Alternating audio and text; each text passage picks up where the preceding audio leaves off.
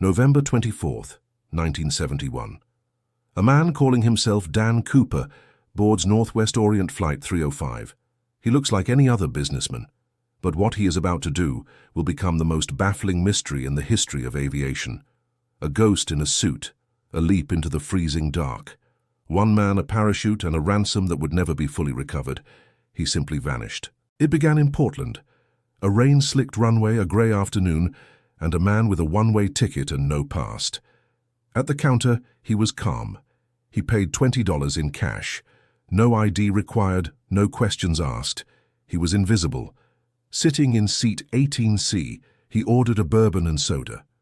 He watched the rain on the window, waiting for the right moment. Shortly after takeoff, he handed a folded note to Rolls 02. She thought it was just a flirtatious passenger's phone number, but Cooper whispered, "Miss, you'd better look at that note. I have a bomb." The air in the cabin turned to ice. Inside his briefcase, red cylinders and a tangle of wires. His demands were clear: money, parachutes, and total cooperation. He wasn't a typical hijacker.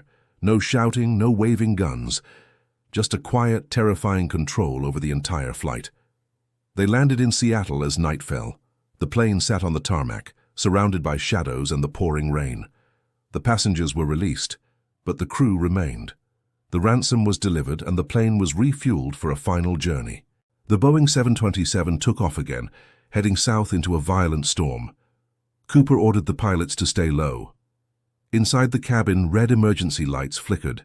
Cooper strapped on a parachute and gripped the bag containing $200,000. He lowered the rear air stair.